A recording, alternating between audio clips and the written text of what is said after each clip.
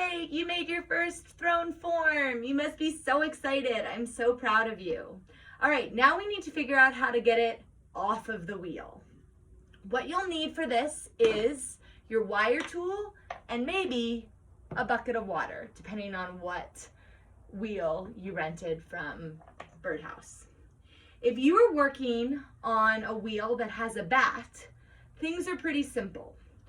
First step is you are going to run a wire underneath your form.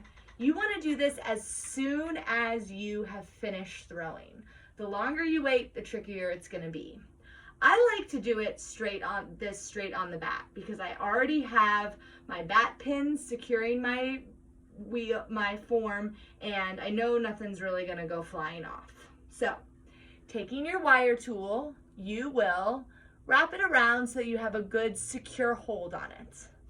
Then, starting on the opposite side of your body, you are going to place that wire on the bat. Now, the best trick is to keep your thumb, your pointer finger, whatever feels more comfortable, on the bat. You do not want to lift it up because you do not want to cut this wire, the bottom of your pot off. You want to keep it on the bat so that you go directly underneath the pot. I'm going to slide my wire tool through, and as soon as you hit the pot, you'll feel a little bit of resistance. Don't fret, just keep your fingers on the bat.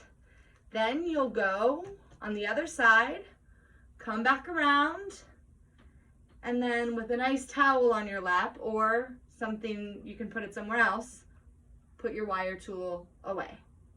You'll know you stayed on the bat if you have these two lines on either side running alongside of your pot. Then you'll know you did it the right way. Find where your bat is attached to the wheel, and very carefully, one side and then the other, you're just going to take it off. Usually one side pops off first, a little bit easier. So once one side is off, you should be able to take the other side right off. Now, if you're working on the Ivy wheel today, you don't have a bat. So rather than taking your pot off of the wheel head when it's all wet and squishy, you need to try to scoot it off onto a board. If you rented the Ivy wheel, it came with one of these wooden boards. So your first step is going to be to take off one end of your splash pan. Now, it's called a splash pan because it is containing a lot of wetness. So don't splash yourself with the splash pan. Very carefully slide your pan off, making sure to not spill your slip all over the place. Place your board at the edge of the wheel. Usually helps to have it be up against a stool too. Then using your sponge, and you can use fresh water or the water that you threw with, it's up to you, either will work. You're going to add a little bit of water around the pot.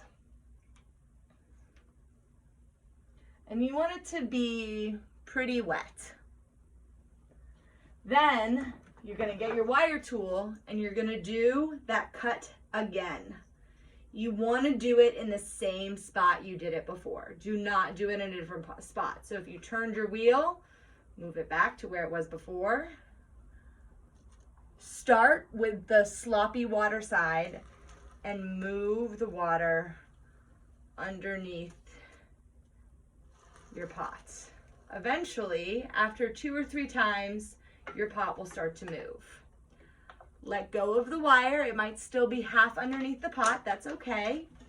Hold the board and just very lightly scoot your pot onto the board.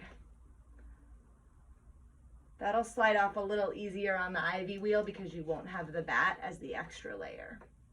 So the more you slide it and the more you scoot it, the more you'll get that pot onto the board without wrecking its form. Then your wheel or your pot will just dry like this on the board. You can make sure you slide your wire tool out of it, and it will just dry like that. And this board should be big enough to hold at least 3 to 4 pieces, so you can keep them on the board together.